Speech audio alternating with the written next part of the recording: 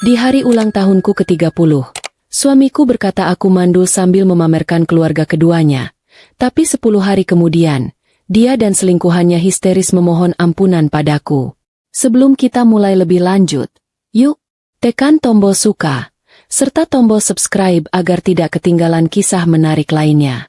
Dan jangan lupa absen asal kota Bapak Ibu di kolom komentar. Semoga rezeki kita semua dilancarkan, kesehatan kita diberkahi, dan keluarga kita selalu harmonis dalam lindungannya. Amin. Malam itu seharusnya menjadi puncak dari kisah cintaku yang sempurna. Aku menatap pantulan diriku di cermin besar. Gaun brokat biru muda itu pas di tubuhku, rambutku ditata elegan, dan senyumku, ya, senyumku tulus. Bukan senyum yang dipaksakan. Ini adalah ulang tahunku yang ke-30. Ulang tahun yang kusebut penutup dekade, yang kupikir sudah kupenuhi dengan baik sebagai seorang istri.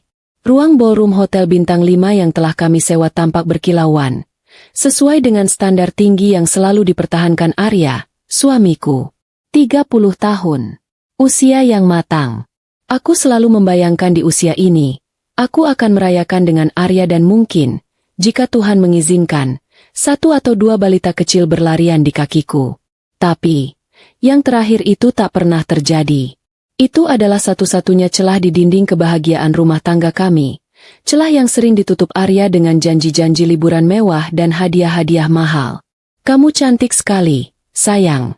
Bisik Arya saat masuk ruangan ganti. Senyumnya lebar, pelukannya hangat, dan aku merasakan desiran yang sama seperti 10 tahun lalu saat dia meminangku. Arya memang sempurna di mata semua orang. Pengusaha sukses, tampan, dan sangat perhatian. Ia punya segalanya, dan aku bangga menjadi istrinya. Terima kasih, Mas. Aku harap malam ini berjalan lancar. Jawabku, membalas pelukannya. Aku sungguh-sungguh berharap malam ini lancar, karena aku telah menyiapkan kejutan besar untuknya. Kejutan yang berhubungan dengan perusahaannya, yang selama ini kukira kami bangun berdua. Aku ingat sekali, Bu Rina, ibuku, datang dengan wajah cemas yang khas. Ibuku memang selalu mudah khawatir. Ia selalu curiga dengan semua kemewahan yang mengelilingi kami. Ibuku berasal dari keluarga sederhana, dan baginya, kebahagiaan sejati tidak bisa dibeli dengan harga mahal. Kirana, kamu jangan terlalu senang. Ingat, ojo dumeh, jangan sombong. Nasihatnya sambil membetulkan sedikit bros di gaunku. Banyak uang itu banyak godaan, nak. Aku hanya tertawa kecil. Ibu, ini ulang tahunku, Bu. Jangan khawatir. Arya itu suamiku. Dia tidak akan pernah macam-macam. Arya datang mendekat dan merangkul ibuku dengan senyumnya yang mempesona. Tenang, Bu. Saya ini hanya punya satu istri. Namanya Kirana. Saya tidak akan pernah macam-macam. Kirana adalah permata saya. Malam ini akan jadi malam paling indah untuknya. Ucap Arya dengan suara lantang, sengaja didengar beberapa pelayan yang kebetulan lewat. Sumpah, aku hampir menitikkan air mata saat itu. Kata-kata itu terasa sangat meyakinkan. Aku merasa bodoh telah meragukannya walau hanya sesaat. Saat jam 8 malam, ballroom sudah penuh. Ada sekitar 100 undangan, kolega bisnis Arya, teman-teman sosialitaku, dan beberapa kerabat dekat. Musik jazz mengalun lembut. Semua orang tertawa, minum sampanye, dan sibuk memuji betapa serasinya kami berdua. Arya mengambil mikrofon untuk memberikan sambutan. Aku berdiri di sampingnya. Jantungku berdegup. Aku suka saat dia berbicara di depan umum. Dia pandai merangkai kata, pandai mengambil hati. Selamat malam, bapak-bapak, ibu-ibu, teman-teman terkasih. Suara Arya terdengar lantang dan berwibawa. Malam ini, kita berkumpul untuk merayakan wanita yang paling kusayangi di dunia, istriku, Kirana. Semua orang bertepuk tangan. Aku tersenyum lebar, merasa seperti ratu malam itu. 30 tahun, usia yang luar biasa. 30 tahun yang sudah ia jalani dengan penuh kesabaran dan keikhlasan mendampingiku. Lanjut Arya, menatapku, matanya sedikit berkaca-kaca, atau setidaknya, aku pikir begitu. Lalu, Dia tiba-tiba menghela napas. Ekspresinya berubah. Dari sorot mata bangga, mendadak menjadi sorot mata penuh rasa kasihan. Tapi, ada satu hal yang ingin kusampaikan malam ini. Sebuah kebenaran yang tak bisa kusembunyikan lagi. Katanya, suaranya kini lebih pelan, lebih dramatis. Saya minta maaf pada Kirana, tapi ini harus kukatakan. Jantungku langsung mencelos. Kepalaku berdengung. Apa-apaan ini? Kenapa tiba-tiba dia membuat pengakuan? Pandangan semua tamu terarah ke arah pintu masuk ballroom yang tertutup. Arya memberi isyarat kepada petugas keamanan. Pintu besar itu terbuka perlahan, dan di sana, muncul sosok yang membuat udara di ruangan itu serasa membeku. Seorang wanita. Cantik, anggun, tapi jelas bukan tamu undangan. Di sampingnya, 3 anak kecil, 2 laki-laki dan 1 perempuan, yang mengenakan pakaian yang seragam dan terlihat bingung. Wanita itu tersenyum kepada Arya. Bukan senyum ramah, tapi senyum yang penuh kemenangan. Tangan Arya gemetar saat menurunkan mikrofon dari dudukan, lalu berjalan pelan menghampiri wanita itu. Inilah kejutan yang kusiapkan untuk ulang tahunmu, Kirana, kata Arya, kini kembali ke panggung, berdiri di samping wanita dan 3 anak itu. Ia memegang tangan wanita itu erat-erat. Kirana, ulangnya, memanggil namaku. Aku berdiri mematung di tengah panggung, hanya beberapa langkah darinya. Semua mata kini tertuju padaku, menungguku bereaksi. Inilah keluarga keduaku. 1 kalimat, 2 kata yang paling menyakitkan yang pernah kudengar. Keluarga kedua. Ruangan ballroom yang tadinya penuh tawa dan musik, tiba-tiba hening. Seolah semua orang menahan napas. Aku bisa mendengar dengungan lampu kristal dan detak jantungku yang keras. Tapi, ada yang lebih menyakitkan daripada kalimat itu. Kalimat selanjutnya. Arya menatap mataku, tanpa rasa bersalah, hanya rasa jijik dan lelah. Aku lebih bahagia, jauh lebih bahagia, daripada denganmu, Mandul. Mandul, kata itu menghantamku seperti bongkahan es. Itu bukan hanya penghinaan, itu adalah pengkhianatan terburuk. Pengkhianatan di depan ratusan orang, di depan ibuku, di malam yang seharusnya menjadi malamku. Aku mencari ibuku. Bu Rina, yang tadi berdiri di barisan depan, kini sudah terhuyung-huyung. Wajahnya yang semula pucat kini memerah, matanya melotot menatap Arya, lalu ia berteriak, "Jaga bicaramu, keparat!" Teriakan histeris ibuku adalah satu-satunya suara di tengah keheningan mencekam itu. Ibu meraih dadanya. Wajahnya menegang. Sebelum aku sempat melangkah, tubuh renta ibuku ambruk di lantai marmer, pingsan. Kekacauan pecah. Tamu-tamu berteriak. Beberapa berlari mendekati ibuku. Tapi aku tidak bergerak. Aku tidak menangis. Aku hanya menatap Arya. Wajahnya yang tadi penuh keberanian kini sedikit pudar karena melihat ibuku pingsan. Aku melihat wanita itu, Tania namanya, yang kini memandangku dengan tatapan kasihan palsu. Aku melihat ketiga anak Arya, yang kini tampak ketakutan melihat keributan. Semua orang panik, kecuali aku. Aku merasa lega. Lega?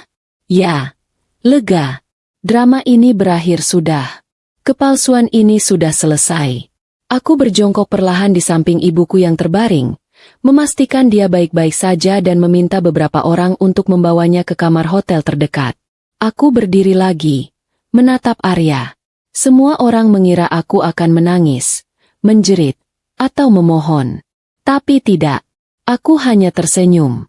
Bukan senyum bahagia, bukan senyum sinis, tapi senyum seorang pemenang yang baru saja menarik pelatu.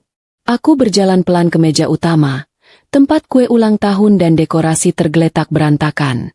Aku mengambil tas tangan kecilku yang mewah di atas meja itu. Aku membuka resletingnya dan mengambil sebuah amplop coklat tebal. Aku kembali ke hadapan Arya. "Selamat, Mas Arya. Akhirnya kamu berani jujur," kataku. Suaraku sangat tenang, bahkan terlalu tenang hingga terdengar menyeramkan. "Tolong urus ibuku dulu," kataku pada salah satu pelayan. Kemudian, dengan gerakan yang anggun dan santai, Aku mengulurkan amplop coklat itu tepat di depan wajah Arya yang kini terlihat sedikit bingung dengan ketenanganku. Anggap saja ini kado dariku. Kado perceraian, Mas. Arya menatap amplop itu, lalu menatapku. Tangannya gemetar saat menerima amplop itu. Tangannya yang baru saja memegang tangan wanita lain. Apa maksudmu, Kirana? Tanyanya. Suaranya sudah tidak percaya diri lagi. Aku hanya tersenyum lagi. Kali ini, senyumku lebih nyata. Senyum yang akan menghantuinya. Tolong buka. Semua sudah kusiapkan. Termasuk nasib perusahaanmu. Bisikku pelan, hanya untuk didengar olehnya. Aku berbalik dan meninggalkan panggung, melewati kerumunan tamu yang masih terkejut. Langkahku pasti, seolah aku tidak peduli pada pandangan siapapun. Aku tahu, babak pertama ini akan jadi berita besar. Tapi aku juga tahu, berita besar yang sesungguhnya belum dimulai. Aku hanya ingin memastikan ibuku sadar dulu. Drama tentang berkas itu bisa menunggu. Arya bisa histeris, tapi tidak hari ini. Hari ini adalah hariku, dan aku sudah selesai dengan sandiwara ini. Suara denyut pintu kamar hotel yang terbuka menjadi satu-satunya melodi setelah badai histeria di ballroom. Aku melangkah masuk, meninggalkan keributan yang masih samar-samar terdengar dari lantai bawah. Ibuku, Burina, terbaring di ranjang besar. Wajahnya masih pucat pasi, namun napasnya sudah teratur. Dokter hotel baru saja memberinya cairan infus dan obat penenang. Aku duduk di sisi ranjang, menggenggam tangan ibuku yang dingin. Tangan ini yang selalu mengusap rambutku setiap kali aku menangis diam-diam karena impian memiliki anak tak kunjung terwujud. Tangan ini yang memelukku saat aku harus mendengar bisik-bisik dari keluarga besar Arya yang menyebutku, perempuan mandul pembawa sial. Dan kini, tangan ini menjadi saksi atas penghinaan publik yang Arya lemparkan. Aku tidak menangis. Anehnya, aku tidak bisa. Air mataku terasa kering, seolah sudah menguap sejak lama. Mungkin, sebagian diriku sudah mempersiapkan diri untuk hari ini, walau aku berharap ia tak akan pernah datang. Pengkhianatan Arya malam ini bukan kejutan, melainkan konfirmasi. Konfirmasi bahwa topeng kesempurnaan yang ia kenakan sudah benar-benar retak dan jatuh berkeping-keping. 1 jam berlalu dalam keheningan yang menyesakkan. Ibu membuka mata. Matanya langsung menemukan mataku, dan di sana, aku melihat campuran amarah, kesedihan, dan rasa bersalah. Kirana. Suaranya serak dan lemah. Ibu sudah sadar? Syukurlah, ujarku tenang. Aku mengambil segelas air dan membantunya minum perlahan. Arya, bedebah itu. Beraninya dia bicara begitu. Di depan semua orang. Ibu mencoba bangkit. Tapi aku menahannya dengan lembut. Tenang, Bu. Jangan emosi. Ingat kata dokter, ibu harus istirahat. Kataku, seolah kami sedang membicarakan cuaca, bukan kehancuran rumah tanggaku. Bagaimana ibu bisa tenang? Nah, kalian bercerai? Apa yang akan dikatakan orang? Kenapa kamu diam saja saat dia menghinamu mandul? Ibu terisak. Air mata yang tak bisa kuteteskan, justru keluar dari mata ibuku. Di saat seperti ini, aku tahu bahwa ibuku lebih membutuhkan kekuatan dariku daripada penghiburan. Aku tidak diam, Bu. Aku hanya menunggu giliran. Balasku, sambil tersenyum tipis. Menunggu giliran apa? Nah, harga diri kita sudah diinjak-injak. Harga diri kita tidak diinjak-injak, Bu. Kalau kita tidak mengizinkannya, aku meyakinkannya, mencium keningnya. Dengar, Bu, ibu harus istirahat. Aku akan segera kembali. Ada satu drama lagi yang harus kuselesaikan. Drama apa lagi, Kirana? Sudah cukup. Ini drama penutup, Bu. Setelah ini, kita akan hidup tenang. Percaya padaku. Aku tahu ibuku masih bingung dan khawatir. Tapi ada sesuatu dalam sorot mataku yang meyakinkannya. Sorot mata yang menunjukkan bahwa ini bukanlah akhir, melainkan permulaan. Ia mengangguk lemah, memejamkan mata. Aku beranjak dari kamar, menuju lobi hotel. Aku sudah meminta asistenku untuk memanggil Arya dan wanita itu, Tania, agar menunggu di sebuah ruangan kecil di dekat lobi. Aku ingin menyelesaikan ini jauh dari keramaian tamu. Saat aku membuka pintu ruangan, pemandangan di dalamnya membuatku tersenyum dalam hati. Arya, Tania, dan ketiga anak mereka duduk di sofa dengan suasana yang jauh dari kesan keluarga bahagia yang ia pamerkan tadi. Arya tampak gelisah, sesekali membenarkan dasinya yang sudah miring. Tania terlihat tegang. Tangannya sibuk menenangkan anak-anak yang mulai rewel karena sudah larut malam. Mereka tampak seperti sandiwara yang sudah dibubarkan, meninggalkan para aktornya dalam kebingungan. Kupikir kalian ingin merayakan kebahagiaan baru kalian. Mas, kenapa kalian terlihat seperti baru saja menghadiri pemakaman? Sapaku dengan nada ramah yang dibuat-buat. Arya langsung berdiri. Kirana, apa-apaan berkas ini? Ini gugatan cerai? Kenapa kamu tenang sekali? Apa kamu tidak sedih? Tanyanya, suaranya sedikit meninggi. Sedih? Tentu saja. Tapi aku lebih sibuk merencanakan masa depanku daripada menangisi masa lalu. Mas, jawabku, mengambil tempat duduk di seberang mereka. Tania, wanita itu, angkat bicara, mencoba terlihat berani. Kirana, kumohon, kami bisa bicara baik-baik. Kami tidak bermaksud. Tidak bermaksud? Kalian baru saja menghancurkan martabatku di depan ratusan orang. Tani, lalu sekarang kamu mau kita bicara baik-baik? Aku tertawa kecil, tawa yang tidak sampai ke mata. Baiklah, kita bicara baik-baik. Tapi kali ini, aku yang akan memimpin pembicaraan. Aku melihat Arya menghela napas, gestur kesombongan yang khas. Dengarkan aku, Kirana. Aku tahu kamu marah, dan wajar. Tapi jangan membuat keputusan bodoh.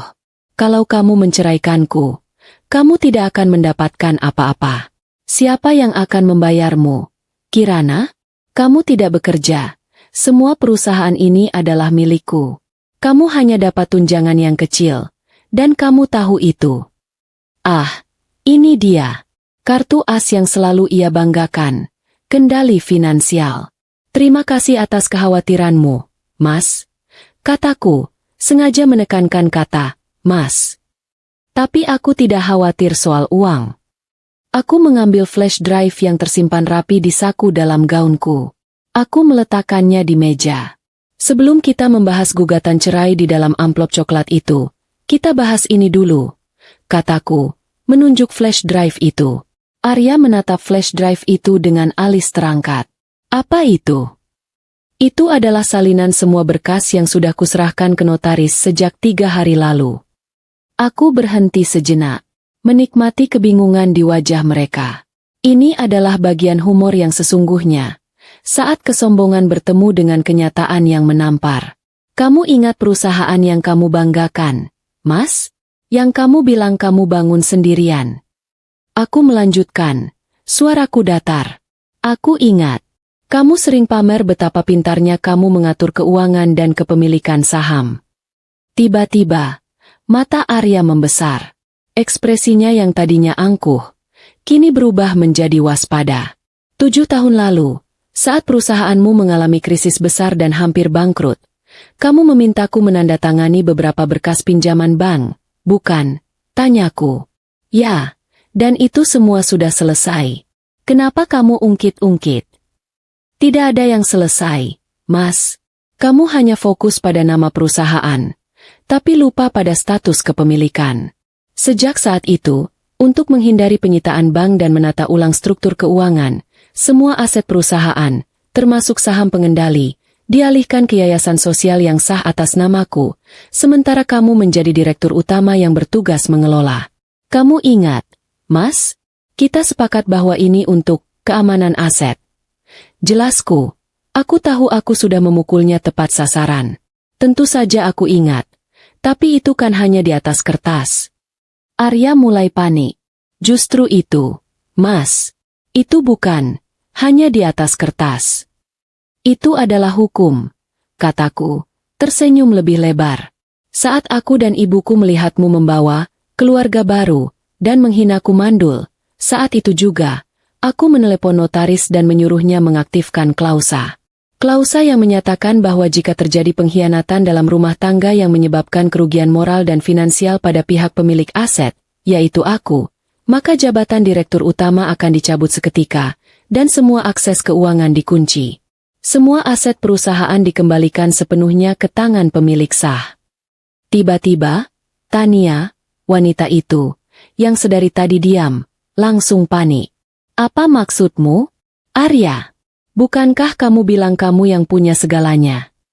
Wajah Arya sudah pucat pasi. Ia meraih ponselnya yang tergeletak di meja dan mencoba menelepon. Percuma, Mas. Aku sudah menyuruh asistenku mengirimkan email resmi ke tim keuanganmu. Akses e-banking MU sudah diblokir. Kartu kredit korporatmu sudah dinonaktifkan. Besok pagi, saat kamu ke kantor, kamu hanya bisa masuk sebagai tamu. Jelasku santai, mencondongkan tubuh ke depan. Ketenangan di wajahku sungguh berbanding terbalik dengan kekacauan yang kusebarkan. Kamu gila, Kirana. Kamu merencanakan ini semua? Teriak Arya, amarahnya meledak. Tentu saja. Aku selalu bilang padamu, Mas, kalau aku tidak suka kejutan yang tidak terencana. Sedangkan kamu memberiku kejutan besar di ulang tahunku. Aku hanya membalasnya dengan kado yang pantas. Ujarku, sambil menunjuk amplop coklat di tangannya. Buka amplop itu, Mas. Di dalamnya ada 2 hal. Gugatan cerai, yang membuatmu bebas menikahi Tania secara resmi. Dan yang kedua, surat pemberitahuan resmi penyitaan rumah, mobil, dan aset pribadi lainnya yang kamu beli atas nama perusahaan. Aku melihat mata Arya berputar, seolah ia mencoba mencari jalan keluar dari labirin hukum yang selama ini ia anggap sebagai permainan bodoh di atas kertas. Tania mulai menangis. Arya, bagaimana bisa? Kita mau tinggal di mana? 3 anak itu yang melihat orang tua mereka bertengkar hebat, ikut menangis ketakutan. Masalahmu, Tania, dan Mas Arya, itu bukan urusanku lagi. Kataku, berdiri dari sofa. Aku membiarkan drama keluarga baru itu mengambil alih ruangan. Aku berjalan ke pintu, lalu berhenti. Oh, satu hal lagi, Mas, ujarku, menoleh padanya. Arya menatapku dengan mata penuh kebencian dan keputusasaan. Kamu menghinaku mandul, bukan? Ya, itu kebenarannya. Dia membela diri, walau suaranya kini bergetar. Aku tersenyum pedih. Kita lihat saja, Mas. 10 hari ke depan, kamu akan tahu siapa di antara kita berdua yang sebenarnya mandul. Aku meninggalkan mereka di ruangan kecil itu, dalam kekacauan tangisan dan pertengkaran. Aku melangkah keluar dari hotel, merasakan angin malam Jakarta yang dingin menyentuh kulitku. Aku bukan lagi Kirana yang rapuh dan terhina. Aku adalah Kirana yang tenang dan terbebas. Aku kembali ke kamar ibuku, melihatnya sudah tertidur lelap. Aku duduk di sofa, mengeluarkan ponselku, dan mengirim 1 pesan singkat kepada asistenku. Jalankan semua sesuai rencana. Besok pagi, pastikan mereka sudah mendapatkan surat pengusiran dari rumah itu. Aku memejamkan mata, membiarkan diriku akhirnya merasakan sedikit kelegaan. Babak balas dendam telah dimulai. Pagi itu, mentari Jakarta menyambutku dengan cahaya yang terasa lebih hangat dan bersahabat dari biasanya. Setelah drama semalam, aku membawa ibuku kembali ke apartemen kecil milikku, yang kusimpan diam-diam atas nama ibuku, sebagai rumah persembunyian, jika badai seperti ini datang. Ibuku masih sangat lemah, tapi aku tahu, melihatku baik-baik saja adalah obat terbaiknya. Kirana, kamu benar-benar yakin dengan semua keputusanmu?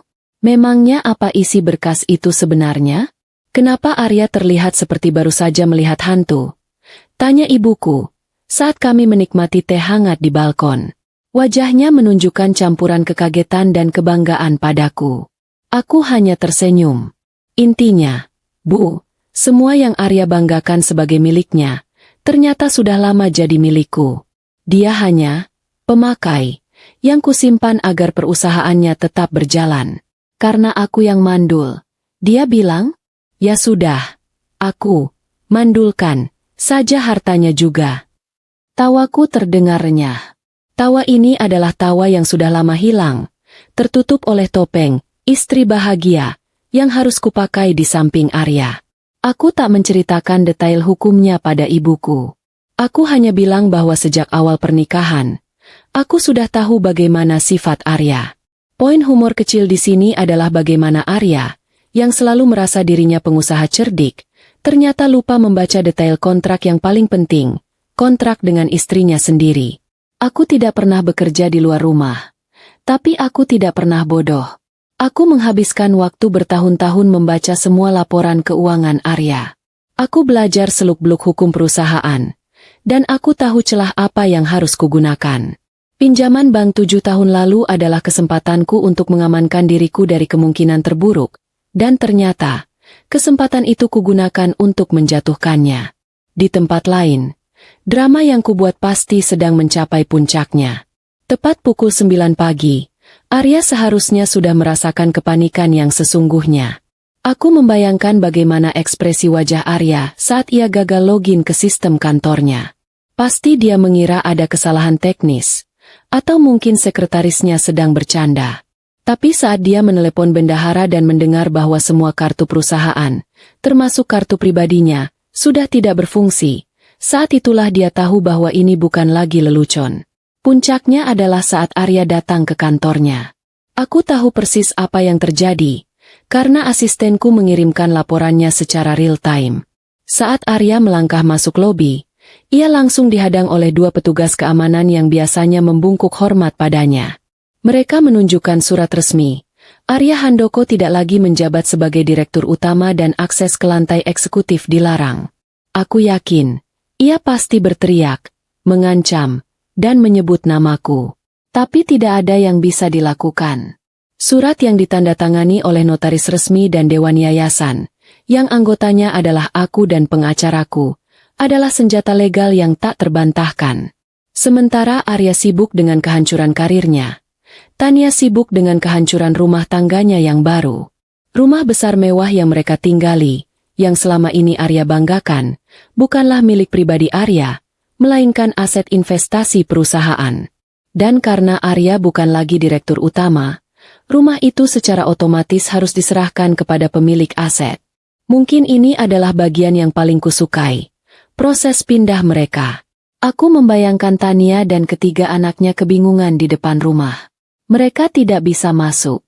Semua kunci sudah diganti, dan di pagar depan, tertempel jelas surat peringatan pengosongan paksa dalam waktu 24 jam. Aku tahu dari laporan asistenku, bahwa Tania mulai menyalahkan Arya habis-habisan di depan anak-anak mereka. Semua kemarahan dan penyesalan yang harusnya Arya rasakan terhadapku, kini dilampiaskan oleh Tania kepadanya. Bagaimana mungkin kamu sebodoh ini, Arya? Kamu bilang kamu punya segalanya. Kamu bilang kamu jamin hidupku. Sekarang kita mau tidur di mana? Pasti Tania berteriak histeris. Arya, yang biasanya tenang dan berwibawa, kini pasti hanya bisa menunduk malu di depan anak-anak yang tadi ia gunakan untuk menghinaku. Pengusaha sukses itu kini menjadi pengangguran miskin yang tidak punya rumah. Aku tersenyum puas di balkon apartemenku. Rasa sakitku semalam serasa terbayar tuntas. 5 hari berlalu sejak drama ulang tahun itu, dan berita tentang jatuhnya Arya sudah menyebar ke seluruh lingkaran sosial kami. Banyak yang terkejut, banyak yang menghujatku, tapi anehnya, banyak juga teman-teman lamaku yang diam-diam mengirimiku pesan dukungan. Mereka tahu bagaimana aku menderita karena cacian, mandul, selama bertahun-tahun. Di hari kelima itu, aku memutuskan untuk mengunjungi dokter kandungan lamaku, Dr. Anita.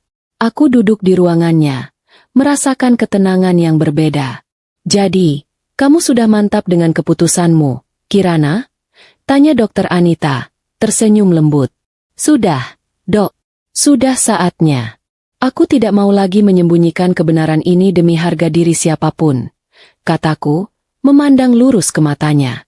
Inilah rahasia yang selama ini ku pendam.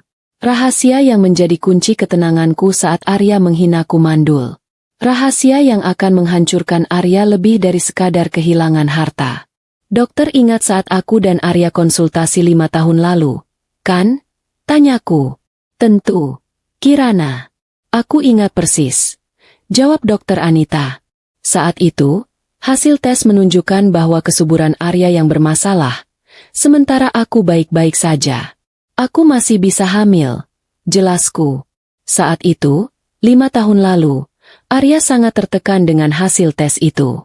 Dia, seorang pria sempurna dengan ego yang setinggi langit, tidak akan pernah bisa menerima kenyataan bahwa dia yang cacat.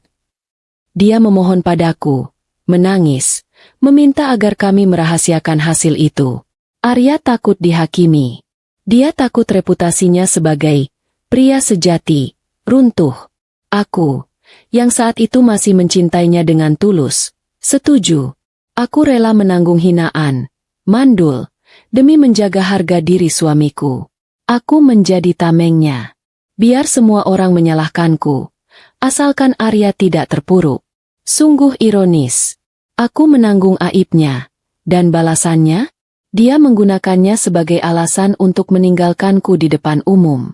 Aku yang memintamu, Dok, untuk memberikan hasil tes palsu kepada Arya, yang menyatakan bahwa kami berdua bermasalah, agar dia merasa lebih baik. Ujarku, mengenang kebodohanku. Iya, dan saya sudah menyimpannya selama bertahun-tahun. Kamu sungguh wanita yang sangat kuat, Kirana, kata Dokter Anita, menepuk tanganku. Kini, kekuatan itu harus kuberikan pada orang yang tepat. Diriku sendiri, kataku tegas. Aku meminta Dokter Anita untuk menyiapkan satu berkas lagi. Berkas hasil tes kesuburan Arya yang asli, 5 tahun lalu, dan hasil tes kesuburanku yang baru, yang membuktikan aku sehat dan siap untuk hamil. Aku ingin berkas itu dikirimkan ke alamat baru Arya, tepat di hari ke-10, sebelum dia datang menemuiku. Aku ingin dia tahu bahwa bukan hanya hartanya yang kubuat mandul, tapi juga kebohongannya. Aku pulang ke apartemen, hatiku terasa ringan. Sisa hari-hari ke depan kuhabiskan dengan menenangkan ibuku, berbelanja pakaian baru yang lebih cerah, dan membaca buku di tepi kolam renang. Aku memblokir semua kontak Arya. Aku tidak ingin mendengar rengekannya sebelum waktunya tiba. Aku tahu dia akan datang. Pria sombong seperti Arya tidak akan pernah menerima kenyataan bahwa ia hidup susah. Dia akan datang memohon, karena aku adalah satu-satunya jalan keluar. Ini hanyalah hitungan mundur. Hari ke-6, aku mendengar kabar dari asistenku bahwa Arya menjual jam tangan dan mobil bekasnya yang tersisa, yang kebetulan atas nama Tania, untuk membayar sewa kontrakan kecil di pinggiran kota. Mereka sudah mulai makan mie instan. Hari ke-8, Tania menghubungi teman-temanku, mengemis pinjaman uang, dan menceritakan bahwa aku telah merampok Arya. Tentu saja, tidak ada yang mau membantu mereka. Hari ke-9, ibu mulai menanyakan, kapan drama ini akan benar-benar selesai. Aku hanya menjawab, besok, Bu. Besok kita akan melihat pertunjukan utamanya. Aku menunggu dengan sabar. Sambil menikmati kopi dan kue, aku menatap kalender di meja, menandai lingkaran besar di hari ke-10. Hari di mana Arya dan Tania akan berlutut di kakiku, dan aku akan menyajikan kebenaran yang akan menghancurkan jiwa mereka. Jalanan sempit dan bau sampah yang menusuk hidung adalah realitas baru yang harus diterima oleh Arya dan Tania. 10 hari yang lalu, mereka tidur di ranjang king size dengan AC 18 derajat. Hari ini, mereka berbagi kasur tipis di kontrakan kumuh, berdesakan dengan 3 anak yang rewel karena gigitan nyamuk dan makanan yang serba terbatas. Kehidupan baru yang Arya janjikan kepada Tania berubah menjadi neraka. Arya, yang biasanya mengenakan setelan jas mahal, kini hanya memakai kaos oblong lusuh. Dia duduk di lantai kontrakan, di bawah lampu bohlam yang remang-remang, merobek amplop coklat yang kuberikan malam itu, yang kini terlihat sangat asing di tengah tumpukan cucian kotor. Sejak hari ke-6, Arya sudah tahu bahwa aku serius. Semua upayanya sia-sia. Pengacara yang ia hubungi hanya bisa menggeleng. Struktur yayasan yang kupegang adalah benteng hukum yang tak tertembus. Arya Handoko, si pengusaha cerdik yang licik, terbukti jauh lebih bodoh dalam membaca kontrak rumah tangganya sendiri. Tania mondar-mandir di ruangan sempit itu. Wajahnya tegang dan matanya bengkak karena kurang tidur. Ia sudah lelah berteriak dan menyalahkan Arya. Ia lelah menenangkan anak-anak yang menuntut sekolah bagus dan makanan enak seperti dulu. Kamu baca apa lagi, Arya? Apa ada jalan keluar? Tanya Tania. Suaranya sudah tidak mengandung nada cinta lagi, hanya nada tuntutan. Arya mengabaikannya. Matanya terpaku pada selembar dokumen yang kuberikan. Itu adalah surat gugatan cerai yang disiapkan pengacaraku dengan sempurna, mencantumkan semua bukti pengkhianatan Arya secara rinci. Bukti-bukti yang dikumpulkan selama hampir 1 tahun, lengkap dengan tanggal, tempat, bahkan transferan dana. Dia sudah tahu sejak lama, Tania. Bisik Arya, suaranya kering, seperti ada pasir di tenggorokannya. Dia tahu kita selingkuh. Dia tahu kita punya anak. Dia menyiapkan ini semua. Tentu saja dia tahu. Wanita mana yang tidak tahu suaminya punya perempuan lain?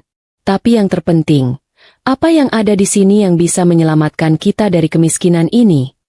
Tania merebut dokumen itu. Arya hanya diam, lalu menghela napas panjang. Ia mengambil selembar dokumen lain, sebuah lampiran yang merinci aset perusahaan yang akan disita dan dijual. Ini yang paling gila, Tania, katanya, menunjuk daftar panjang itu. Semua mobil mewah, perhiasan, bahkan koleksi jam tanganku yang kusimpan di brankas kantor, semuanya atas nama yayasan. Dia sudah menjualnya. Menjualnya? Kapan? Beberapa hari setelah pesta itu. Itu adalah aset bergerak. Dia punya kuasa penuh. Dan uang hasil penjualannya digunakan untuk melunasi utang yayasan. Tidak ada sepeser pun yang masuk ke kantongnya. Dia melakukan ini bukan untuk kaya, tapi untuk melucuti semua kekayaan kita. Tania ambruk ke lantai, memegang kepalanya. Demi Tuhan, Arya. Dia iblis. Wanita itu merencanakan kejatuhanmu sejak awal. Arya tidak membantah. Dia tahu itu benar. Ketenangan yang kulihat di mataku saat aku menyerahkan berkas itu kini terasa seperti pisau yang dingin. Dia bukan Kirana yang kukenal, kata Arya, bergumam pada dirinya sendiri. Kirana yang kukenal adalah wanita lemah yang menangis setiap kali mendengar kata mandul. Nah, dia jelas bukan wanita lemah sekarang. Dia adalah wanita yang membuat kita tinggal di kandang tikus ini, balas Tania.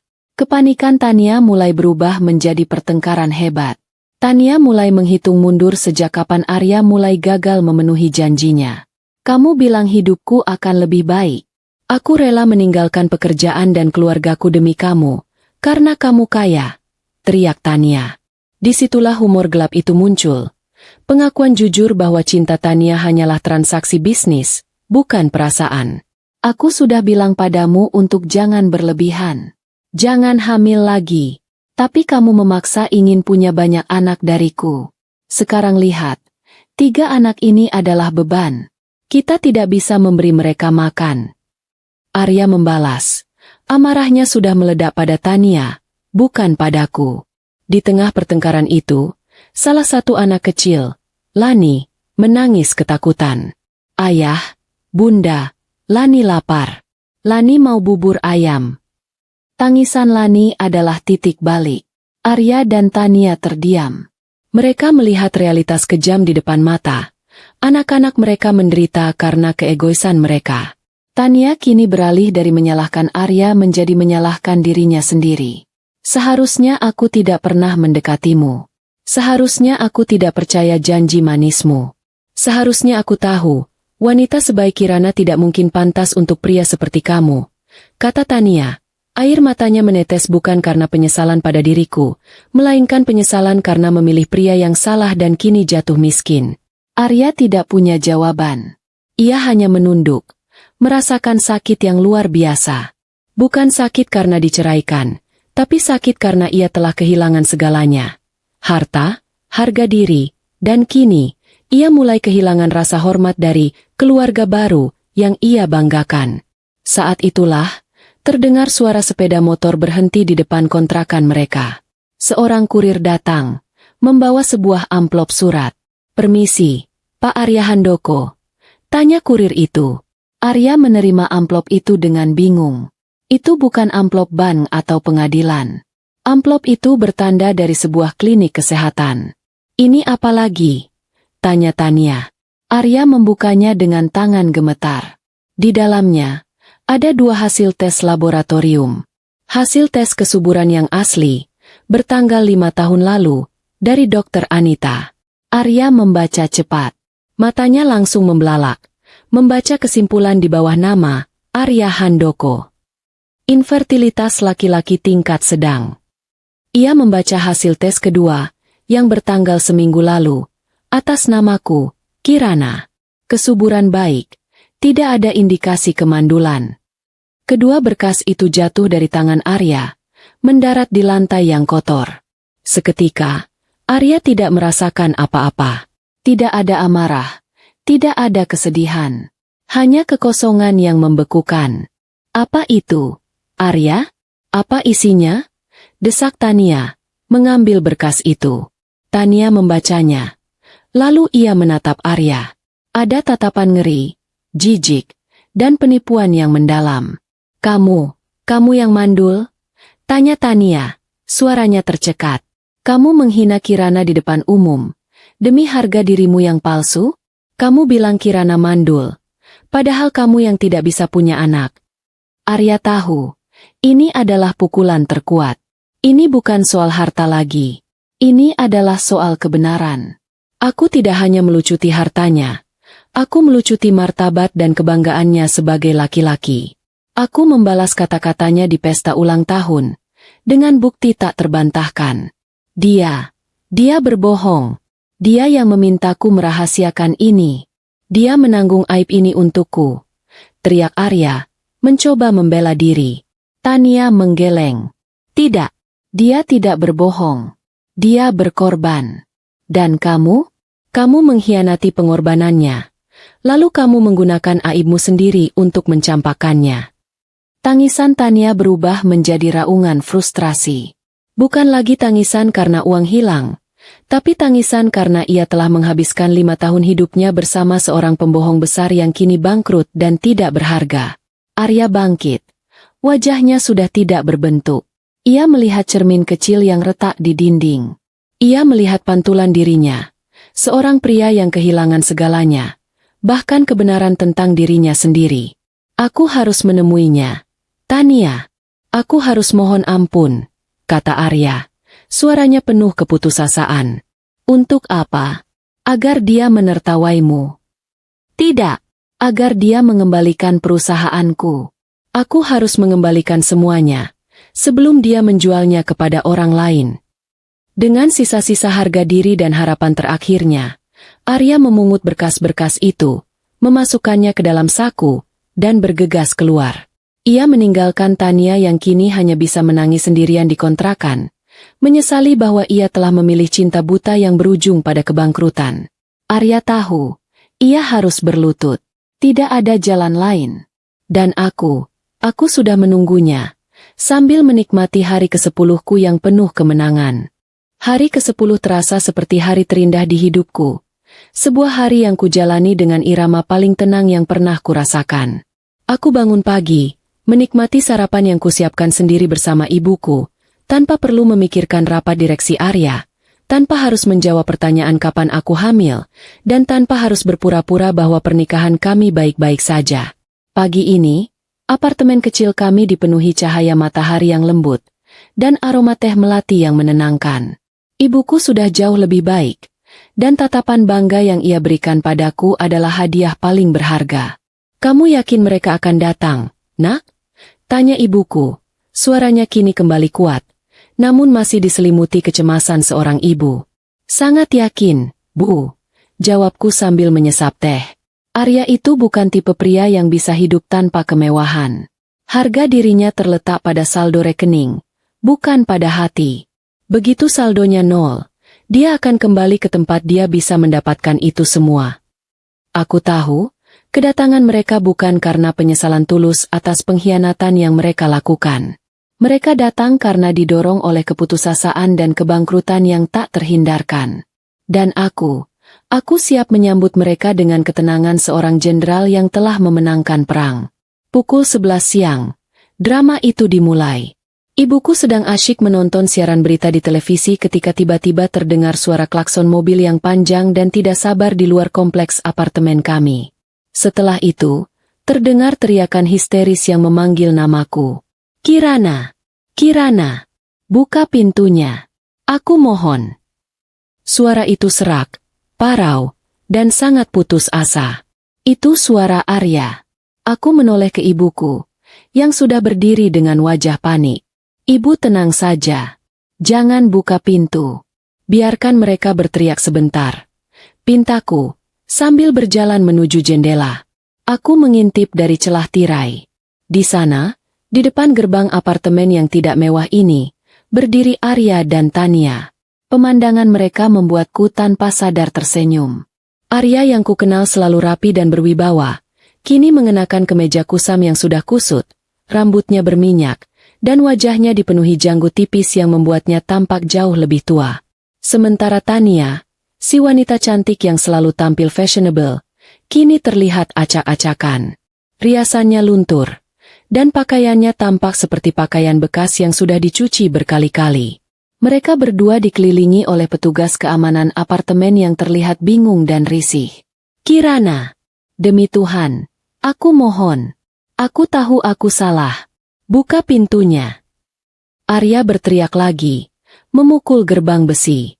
Mereka terlihat mengenaskan. Nak, bisik ibuku, merasa iba.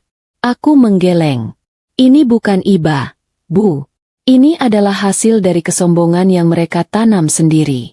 Aku tidak akan mengizinkan mereka masuk sebelum mereka merasakan rasa hormat yang sesungguhnya. Aku mengambil ponsel, menelepon kepala keamanan. Tolong izinkan mereka masuk, tapi suruh mereka naik sendirian. Jangan biarkan mereka membawa anak-anak. Aku tidak mau drama tangisan anak di rumahku. Perintahku tenang. 5 menit kemudian, aku mendengar suara langkah kaki yang tergesa-gesa di koridor. Pintu apartemenku yang sederhana diketuk dengan tidak sabar. Nyaris digedor. Aku menatap ibuku. Ibu masuk ke kamar. Ya, ini drama antara aku, dia, dan wanita itu.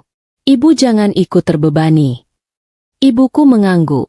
Tapi janji, jangan luluh. Nak, ingat apa yang dia katakan di depan semua orang. Tentu, Bu. Aku tidak akan pernah lupa. Jawabku.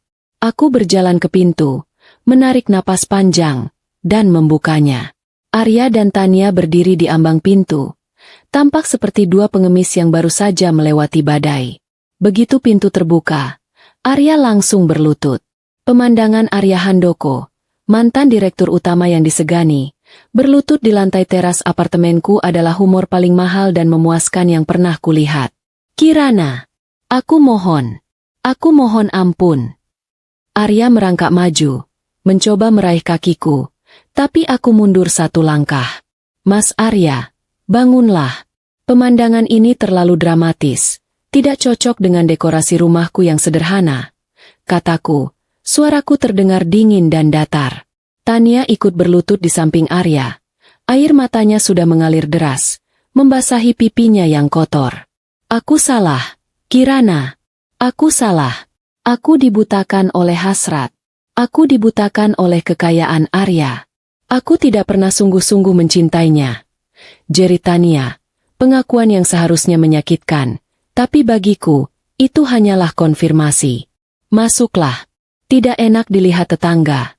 Pintaku, memberi ruang bagi mereka untuk masuk. Mereka masuk ke ruang tamuku yang kecil. Mereka tidak duduk di sofa. Arya masih berlutut di karpet. Sementara Tania hanya bisa duduk meringkuk, memeluk lututnya. Aku tahu kamu marah, Kirana. Aku tahu kamu pantas marah, kata Arya. Air matanya mulai menetes. Aku minta maaf atas penghinaan yang kulakukan di hari ulang tahunmu. Aku minta maaf atas kata mandul yang kuucapkan. Itu adalah kebohongan. Itu adalah aibku. Aku hanya tidak siap. Tidak siap menerima kebenaran bahwa kamu yang bermasalah, Mas. Potongku, tanpa basa-basi. Arya terdiam, menunduk. Ya, dan aku tahu kamu sudah tahu kebenarannya. Berkas dari Dokter Anita sudah kuterima. Aku menghela napas. Aku tidak perlu berteriak, tidak perlu menangis. Ketenanganku adalah hukuman paling berat bagi mereka. Lalu, setelah kamu tahu kebenarannya, setelah kamu tahu aku menanggung aibmu selama 5 tahun demi harga dirimu, apa yang membuatmu datang ke sini? Tanyaku. Apakah kamu datang karena rasa bersalah? Arya mengangkat wajahnya. Kini matanya memohon. Aku datang karena perusahaan. Kirana, aku mohon. Tolong jangan jual saham itu. Aku tahu kamu sudah memulai prosesnya. Aku mohon. Tolong kembalikan perusahaan itu padaku. Itu warisan keluarga. Kirana. Disinilah kejujuran Arya keluar. Bukan penyesalan. Tapi uang. Warisan keluarga. Aku tersenyum sinis. Warisan keluarga yang kamu gunakan untuk membayar biaya hidup Tania dan anak-anakmu. Mas? Warisan keluarga yang kamu gunakan untuk menghinaku. Aku janji. Aku akan mengembalikannya kepadamu. Aku akan memberikan semua sahamku. Aku akan memberikan rumah mewah itu kepadamu. Aku akan memberimu uang miliaran agar kamu bisa tenang. Arya berjanji. Nadanya kembali menjadi pengusaha yang sedang bernegosiasi. Tunggu sebentar, Mas Arya. Potongku. Aku bangkit dan berjalan ke dapur. Aku mengambil 2 gelas air putih dan meletakkannya di meja. Minumlah dulu. Kamu terlihat kehausan setelah menjadi pengemis di depan rumahku. Arya tidak menyentuh air itu. Ia hanya menatapku. Dengar, Mas. Kamu tidak mengerti. Kataku, kembali duduk. Aku tidak melakukan ini untuk mendapatkan ganti rugi uang. Aku sudah punya cukup uang untuk hidup tenang seumur hidupku. Aku menatap Tania, yang kini ikut menangis terisak-isak. Dan kamu, Tania, kamu datang ke sini karena kamu kasihan melihat anak-anakmu kelaparan. Ya, aku mohon, Kirana. Anak-anak tidak tahu apa-apa. Mereka tidak bisa hidup di tempat kumuh itu.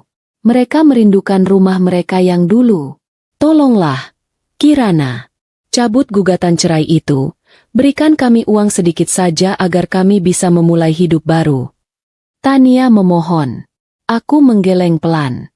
Kamu tahu, Tania, dulu aku pernah berpikir untuk membiarkan Arya pergi dan memberinya sedikit uang sebagai tunjangan. Tapi kemudian, aku ingat kata-kata Arya. Dia bilang, aku lebih bahagia daripada denganmu mandul. Aku menatap Arya. Tatapanku menembus jiwanya. Kamu bilang kamu bahagia, Mas. Lalu, kenapa kamu datang menemuiku dengan wajah penuh penderitaan ini? Kebahagiaan tidak bisa dibeli dengan selingkuh, Mas. Kebahagiaan sejati tidak akan pernah menuntunmu ke rumah kontrakan kumuh itu. Aku mengambil jeda, membiarkan kata-kata itu meresap. Lalu soal permohonanmu untuk mengembalikan perusahaan, kataku melanjutkan. Sayangnya, kamu sudah terlambat, Mas. Pengacaraku sudah menyelesaikan prosesnya. Mulai hari ini, perusahaan itu sudah beralih status kepemilikan. Semua aset yang kusita dan kujual sudah diinvestasikan kembali ke yayasan sosial. Aku tidak akan mendapatkan uang dari sana. Tapi kamu juga tidak akan mendapatkan apa-apa. Kamu sudah menceraikanku. Kamu sudah bebas. Wajah Arya berubah dari memohon menjadi pucat pasi. Ia mengerti. Aku telah membakar jembatan yang menjadi satu-satunya jalan keluarnya. Tidak. Kamu bohong. Kamu tidak bisa melakukan ini. Aku akan tuntut kamu.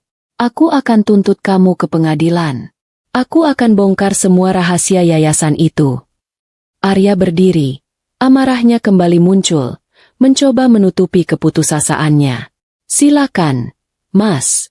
Silakan tuntut aku. Aku menantangnya. Bangkit berdiri. Semua berkas yayasan itu legal. Kamu yang menandatanganinya, Mas. Dan kalau kamu menuntutku, aku tidak akan segan-segan membuka semua bukti perselingkuhanmu dan aibmu di pengadilan terbuka. Kamu akan kehilangan reputasimu selamanya. Arya terdiam. Ia tahu aku tidak main-main. Aku berjalan ke arahnya, dan berdiri tepat di depannya. Aku menatap matanya yang basah oleh air mata dan keringat. Aku akan memberimu hadiah terakhir, Mas Arya. Bisikku pelan, hanya didengar oleh kami berdua. Aku tidak mandul. Aku sudah mengunjungi dokter Anita lagi. Aku sehat dan siap untuk hamil. Dan kamu? Kamu yang bermasalah.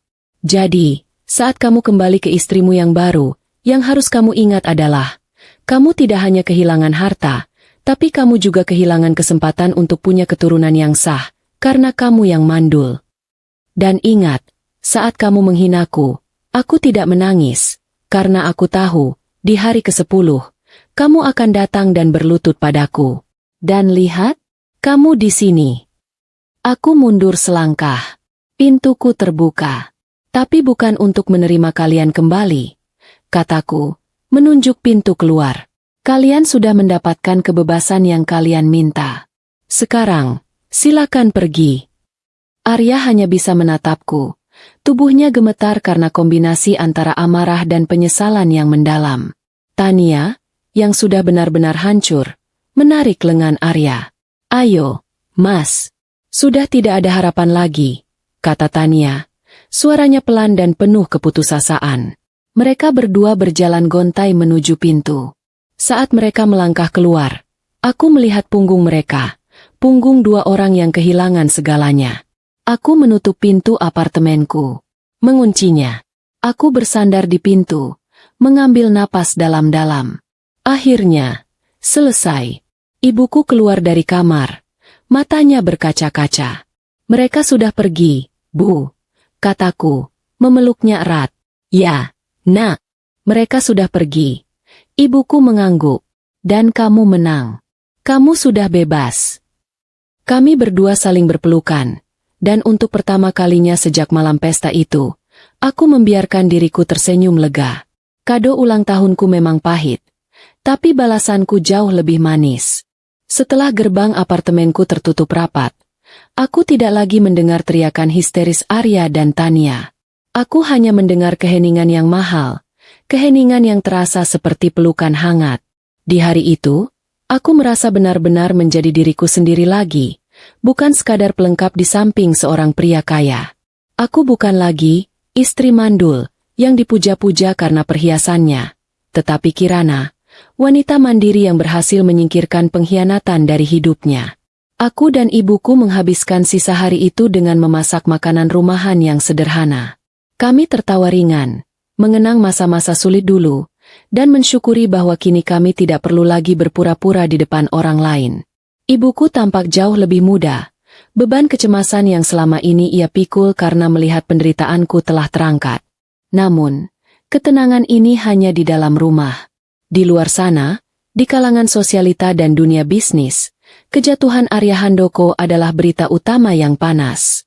Dalam lingkaran pergaulan kami, drama yang kubuat ini menjadi gosip yang lebih seru dari sinetron. Aku tahu persis apa yang mereka bicarakan. Ada dua kubu. Kubu pertama, yang didominasi oleh kolega bisnis Arya, tentu saja menghujatku sebagai wanita licik dan pendendam. Mereka menyebutku istri yang tidak tahu berterima kasih karena telah merampok perusahaan yang dibangun suaminya. Mereka tidak peduli pada pengkhianatan Arya. Bagi mereka, uang adalah segalanya. Tapi, ada kubu kedua, yang mayoritas adalah sesama wanita yang diam-diam telah lama muak dengan arogansi Arya dan gaya hidup Tania yang pamer.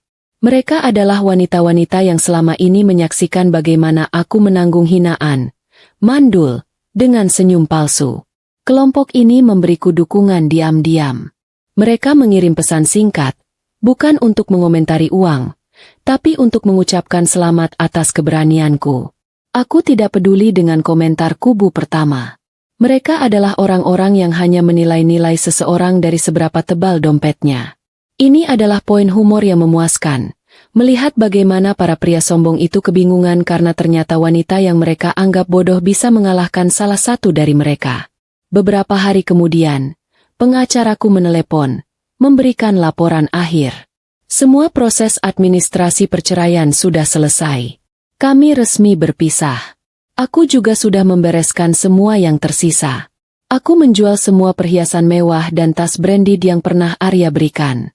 Bukan karena aku butuh uangnya, tapi karena aku ingin menyingkirkan setiap jejak dari masa laluku bersamanya. Setiap benda itu terasa seperti kepalsuan yang berat. Uang hasil penjualannya? Aku mendonasikan sebagian besar ke panti asuhan, dan sebagian lagi kugunakan untuk memulai proyek baru. Sebuah yayasan yang fokus pada pendampingan wanita yang mengalami kesulitan dalam rumah tangga dan kesehatan reproduksi. Aku tidak hanya ingin bangkit. Aku ingin menggunakan pengalamanku untuk membuat perbedaan kecil. Sambil mengurus surat-surat yayasan, aku memutuskan untuk kembali ke hobi lamaku yang sempat kukorbankan demi peran sebagai Nyonya Arya Handoko. Bercerita. Aku teringat betapa aku senang menulis dan mendongeng saat masih kuliah. Aku ingin membuat sebuah wadah, tempat orang bisa mendengarkan kisah-kisah hidup yang menginspirasi, yang penuh drama, tapi juga penuh hikmah. Dan di sanalah, di ruang tamu apartemenku yang sederhana, lahirlah ide untuk kanal YouTube-ku, Teras Berkisah. Aku mulai merekam video pertamaku. Aku tidak menunjukkan wajahku, hanya suaraku yang kubuat sealami mungkin, dengan latar belakang ilustrasi sederhana. Aku memilih cerita rakyat yang sudah dimodifikasi dengan sentuhan isu modern. Responnya mengejutkan. Penontonku suka dengan gaya berceritaku yang tenang dan tidak bertele-tele. Aku memilih target penonton orang tua usia 50-an ke atas, karena mereka adalah generasi yang haus akan cerita tulus, bukan gimmick modern. Mereka mencari ketenangan dan kearifan dalam setiap kisah. Dan aku menemukan kebahagiaan baru dalam menyalurkan suaraku. Di sela-sela kesibukanku membangun, Teras Berkisah, dan yayasan, kabar dari kehidupan baru Arya dan Tania sesekali tersiar. Mereka benar-benar menderita. Arya tidak bisa mendapatkan pekerjaan yang layak, karena berita tentang kebangkrutan dan aibnya sebagai mantan suami yang dikalahkan istrinya sendiri sudah terlanjur menyebar. Tidak ada perusahaan besar yang mau mengambil risiko mempekerjakan pria yang terbukti ceroboh dalam mengelola aset. Tania, yang terbiasa hidup mewah, tidak bisa beradaptasi. Dia mulai bertengkar hebat dengan Arya hampir setiap hari. Uang mereka benar-benar habis.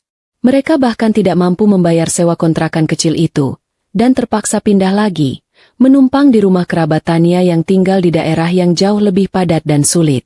Anak-anak mereka kini menjadi korban paling menyedihkan.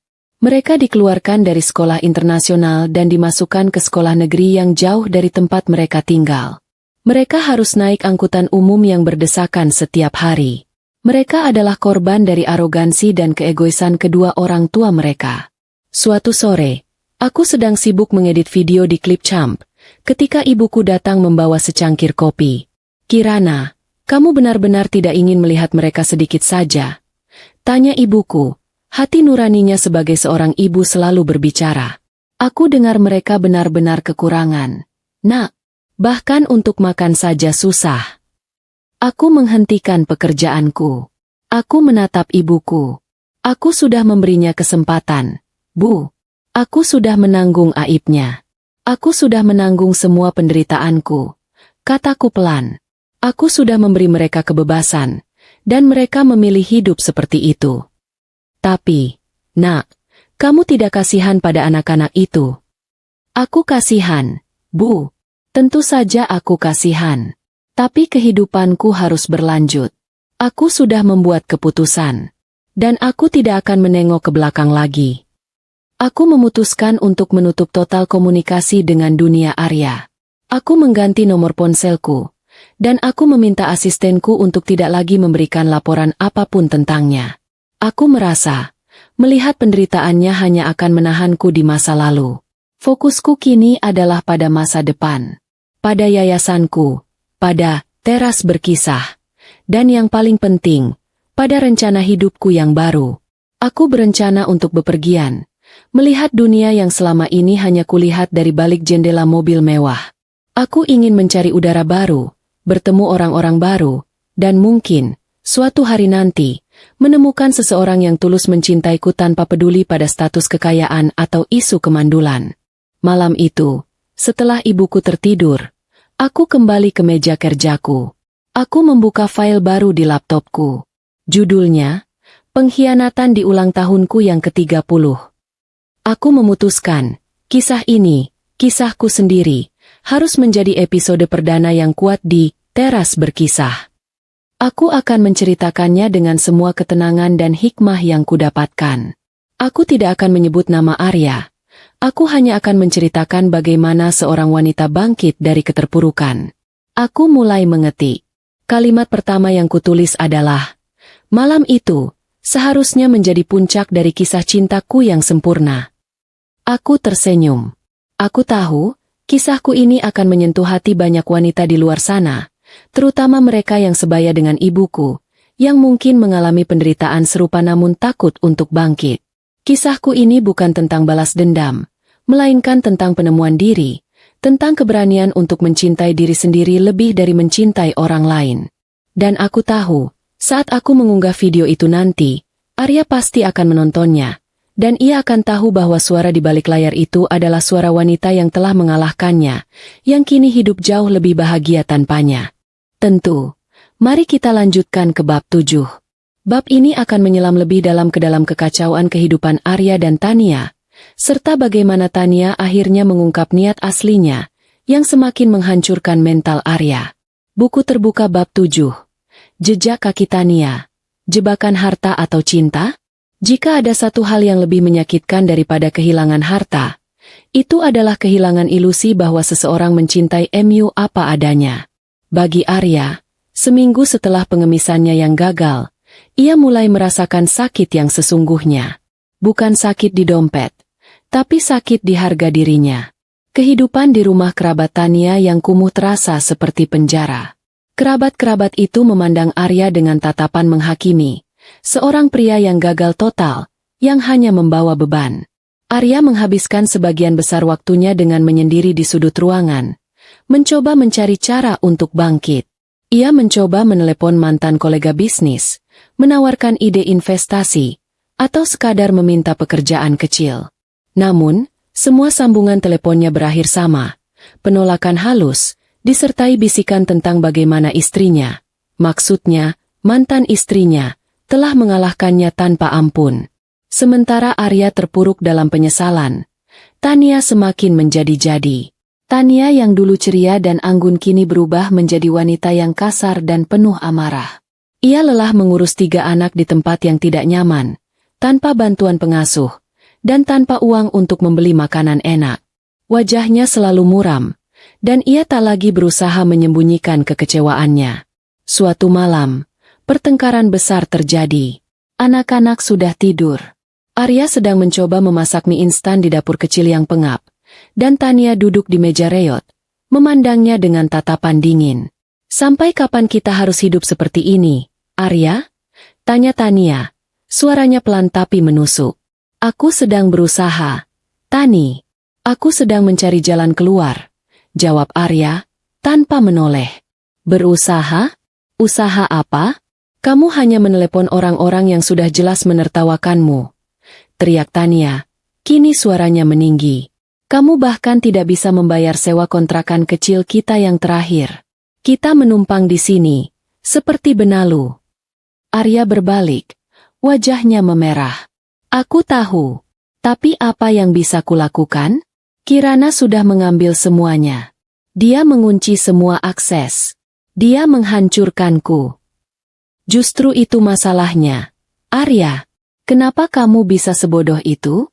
Kenapa kamu tidak membaca dokumen yang kamu suruh Kirana tanda tangani? Kenapa kamu membiarkan wanita itu memegang kendali penuh atas perusahaanmu? Pertanyaan Tania bukan lagi tentang cinta atau pengkhianatan. Itu adalah pertanyaan yang sangat logis dan berorientasi pada uang. Arya tersentak. Aku melakukannya untuk melindungimu, Tani. Agar kita punya uang banyak. Aku terlalu percaya diri. Itu bukan percaya diri. Itu buta. Kamu dibutakan oleh egomu.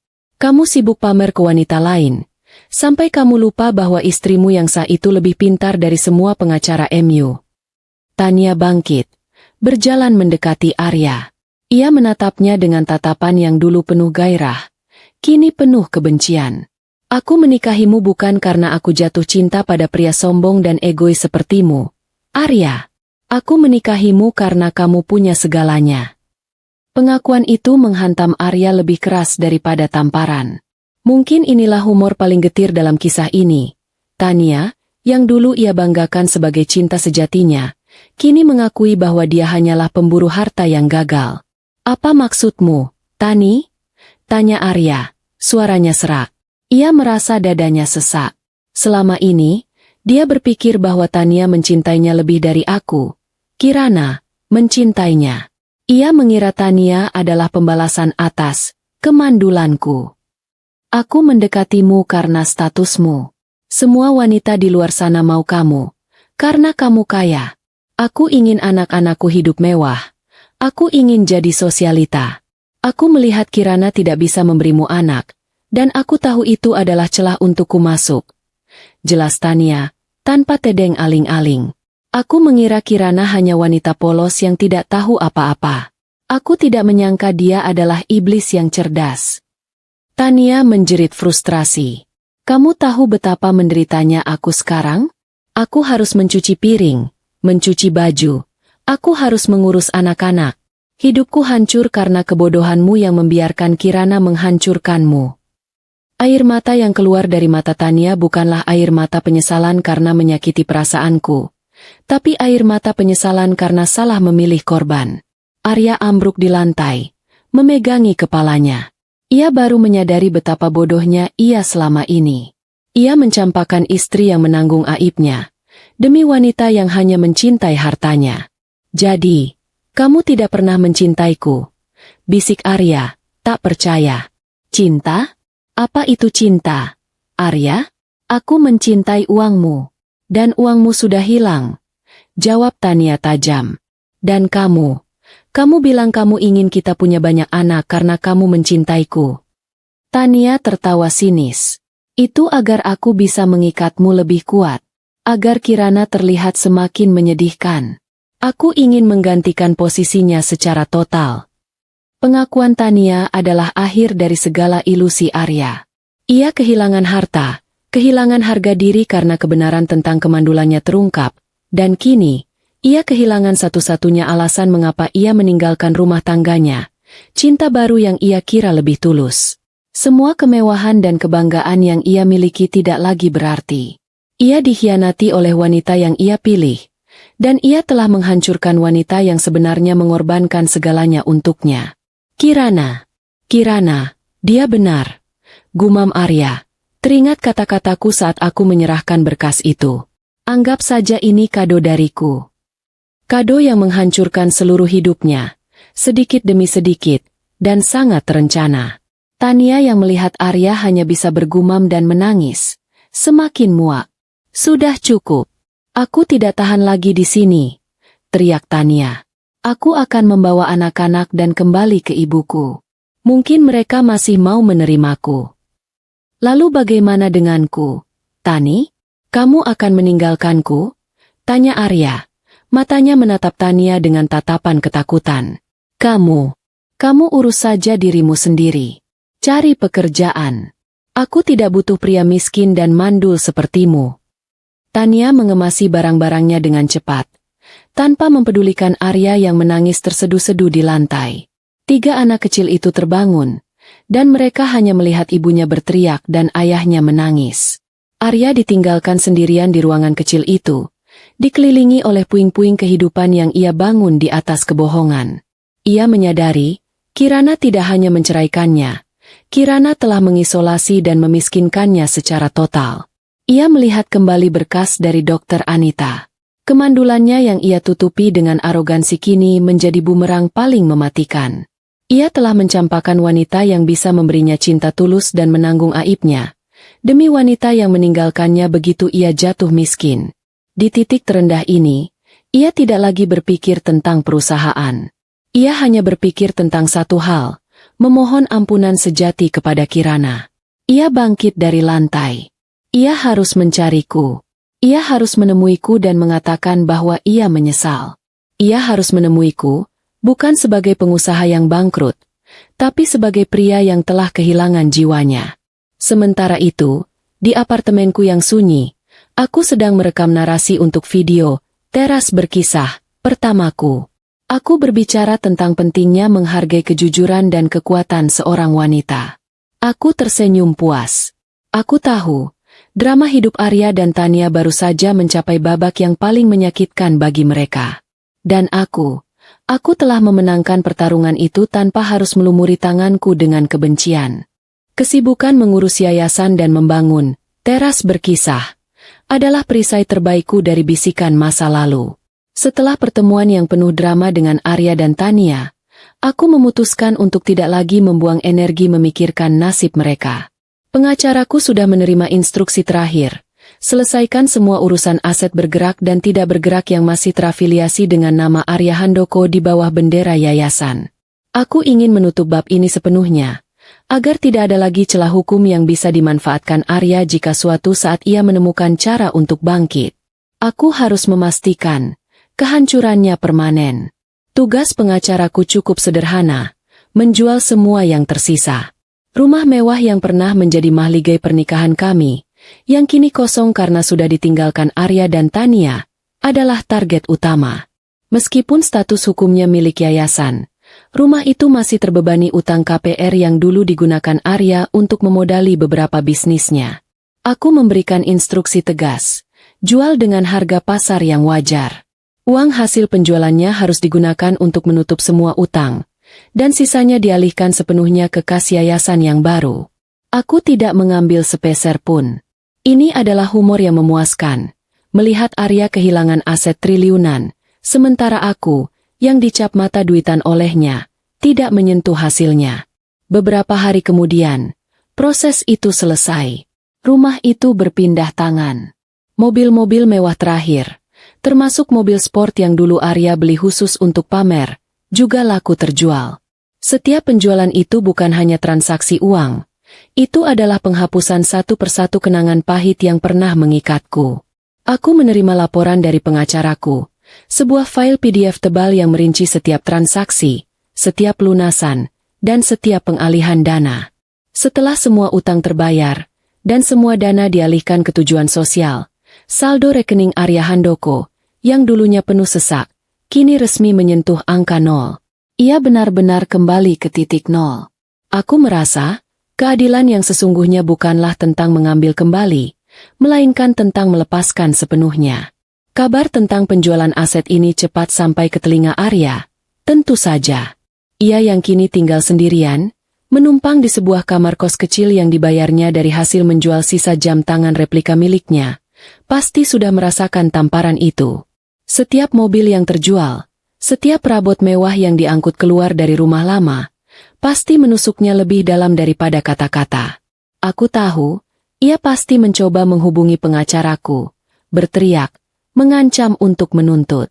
Tapi pengacaraku, yang sangat loyal dan cerdas, hanya menjawab dengan satu kalimat. Nyonya Kirana tidak lagi memiliki koneksi finansial atau emosional dengan aset tersebut. Semuanya legal di bawah naungan yayasan. Arya tidak bisa berbuat apa-apa. Ia tidak punya uang untuk menyewa pengacara yang lebih baik, dan ia tidak punya bukti untuk menuntutku. Dia hanya punya penyesalan dan kemarahan. Sementara itu, Tania dan anak-anaknya pindah ke kampung halaman Tania di luar kota. Mereka pergi tanpa menoleh ke belakang, tanpa mempedulikan Arya yang kini terdampar sendirian di ibu kota. Arya, si pengusaha ambisius yang selalu dikelilingi bodyguard dan asisten, kini harus mengurus dirinya sendiri. Ia harus mencuci bajunya sendiri, memasak mie instan sendiri, dan menahan rasa malu setiap kali ia berpapasan dengan tetangga kos yang mengenali wajahnya dari berita lama. Ini adalah puncak penderitaannya. Hidup dalam kemiskinan yang mematikan, tetapi dikelilingi oleh ingatan kemewahan yang dulu ia buang. Suatu pagi, saat aku sedang meeting virtual dengan tim yayasan, aku mendapat kiriman paket aneh. Itu adalah sebuah kotak kardus lusuh, dikirim melalui layanan kurir biasa, tanpa nama pengirim, hanya alamat Arya yang lama. Aku membukanya dengan hati-hati. Isinya membuatku terdiam sejenak. Itu adalah semua hadiah pernikahan kami, termasuk foto-foto berbingkai yang dulu kami pajang di kamar. Ada juga beberapa surat cinta lama yang pernah ia tulis untukku. Semua barang itu dikirimkan kembali kepadaku, seperti sampah yang dibuang. Tidak ada catatan. Tidak ada pesan. Hanya barang-barang itu. Aku tahu, itu adalah caranya untuk mengucapkan selamat tinggal. Bukan karena ia membenciku, melainkan karena ia tidak tahan lagi melihat kenangan masa lalu yang kini terasa seperti ejekan. Aku menghela napas. Aku tidak merasakan kemenangan, hanya rasa iba yang dingin. Aku mengambil semua foto itu, membakarnya perlahan di halaman belakang apartemenku. Aku membiarkan asapnya membubung, membawa serta setiap kenangan yang tidak lagi kuinginkan. Setiap percikan api adalah penutup babak yang sempurna. Setelah itu, aku menelepon salah satu agen properti yang kupercayai. Tolong carikan aku satu unit apartemen kecil di luar kota, di daerah yang tenang. Bu, pintaku. Saya ingin membelinya, dan memberikannya kepada seseorang yang membutuhkan, agar dia bisa memulai hidup baru. Aku tahu persis siapa yang akan kuperhatikan. Bukan Arya, tentu saja. Tapi kerabat Tania, yang selama ini harus menanggung beban hidup Arya dan anak-anaknya tanpa bayaran. Meskipun aku tidak ingin berhubungan dengan Tania, aku tidak tega melihat kerabat yang tidak bersalah harus menanggung akibat kebangkrutan Arya. Aku ingin memberikan penutup yang penuh kearifan. Aku membiarkan karma menghantam Arya dan Tania, tapi aku memilih untuk menyalurkan berkah kepada orang yang tulus. Aku tidak memberitahu Arya tentang amal itu. Itu adalah urusanku, dan itu bukan untuk tontonan. Aku kembali ke laptopku, melanjutkan proses editing video untuk Teras Berkisah. Aku sedang memasukkan musik latar yang tenang dan menenangkan. Aku tahu, kisah hidupku ini akan segera tayang. Aku sudah menutup semua celah. Rumah dijual, aset dilikuidasi, perceraian selesai. Arya telah kehilangan semua kekayaan, dan Tania telah meninggalkannya. Ia benar-benar sendirian, tanpa perlindungan dan tanpa alasan untuk menemuiku lagi. Kemenanganku adalah kebebasanku, dan kebebasanku adalah hukuman abadi baginya. Kini, fokus utamaku bukan lagi pada Arya, melainkan pada ribuan wanita yang mungkin membutuhkan suaraku. Setelah semua urusan hukum dan aset selesai, aku sepenuhnya mendedikasikan waktu dan energiku untuk Teras Berkisah. Aku ingin kanal ini menjadi bukti bahwa bangkit itu lebih indah daripada terpuruk. Aku menghabiskan waktu berminggu-minggu untuk menulis narasi yang tepat. Aku tidak ingin cerita ini terdengar seperti keluhan atau dendam. Aku ingin terdengar tenang, bijaksana, dan otentik. Menggunakan gaya bahasa yang santai dan tidak kaku adalah kunci, agar para penonton, terutama para ibu yang sudah matang seusiaku, merasa dekat dan nyaman. Pengkhianatan di ulang tahunku yang ke-30 adalah judul video perdanaku. Aku duduk di depan mikrofon, dengan ibuku mendampingiku. Aku menutup mata, dan aku mulai merekam. Aku menceritakan semua yang terjadi, dari awal pernikahan yang terasa sempurna, hingga malam kehancuran yang tiba-tiba. Di malam itu, semua orang mengira aku akan menangis. Semua orang mengira aku akan memohon. Tapi di dalam hati, aku hanya merasa lega. Lega karena akhirnya, drama palsu itu sudah berakhir. Aku tahu, harga diriku diinjak-injak, tapi aku juga tahu, Tuhan telah memberiku kesempatan untuk memilih kehidupan yang lebih baik, jauh dari topeng kepalsuan. Aku berbicara tentang bagaimana aku berkorban menanggung aib kemandulan demi menjaga harga diri suamiku. Dan bagaimana pengorbananku itu malah digunakan sebagai senjata untuk mencampakkanku. Aku tidak menyebut nama Arya. Aku hanya menyebutnya mantan suami dan pria yang berhati lemah. Kekuatan narasiku adalah ketenanganku. Tidak ada nada marah, hanya penerimaan yang damai. Aku juga menyelipkan sedikit sentuhan humor yang bisa membuat penontonku tersenyum. Lucunya, aku yang dibilang mandul, ternyata tidak. Dan setelah semua aset perusahaan itu aku mandulkan dari aksesnya, aku merasa seperti baru saja melahirkan Kirana yang baru, yang bebas dan mandiri. Aku yakin, kalimat-kalimat seperti itu akan langsung menyentuh hati para penontonku, karena mereka akan merasa terhibur dengan cara cerdas seorang wanita bangkit. Setelah proses rekaman dan editing di Clipchamp selesai, aku mengunggahnya. Aku tidak mempromosikannya di kalangan teman sosialitaku. Aku hanya mengunggahnya, berharap ia menemukan jalannya sendiri. Reaksinya di luar dugaan. Dalam waktu 24 jam, video itu meledak. Jumlah penontonnya melampaui semua ekspektasiku. Ribuan komentar membanjiri kolom chat. Mbak Kirana, suaramu sangat menenangkan. Aku yang umurnya 60 tahun ikut menangis tapi juga bangga mendengarmu. Aku juga pernah mengalami pengkhianatan, tapi tidak seberani kamu. Terima kasih sudah berbagi. Suaramu membuatku merasa tidak sendiri. Ini baru wanita cerdas. Diam-diam menghanyutkan. Salam dari ibu-ibu pengajian. Aku tersentuh. Aku tidak hanya menemukan hobi baru. Aku menemukan tujuan. Aku menemukan bahwa ada komunitas besar wanita yang haus akan cerita jujur, yang menguatkan, dan yang menunjukkan bahwa usia 50-an adalah usia emas untuk memulai segalanya dari awal. Aku menjadi sibuk membalas komentar, berinteraksi, dan menyiapkan materi cerita selanjutnya. Aku tahu, cepat atau lambat, Arya pasti akan menonton video ini. Dan benar saja. Suatu malam, saat aku sedang bersiap tidur, ponselku berdering. Nomor tak dikenal. Aku tahu itu pasti dia. Aku menekan tombol speaker dan menjawabnya. Halo.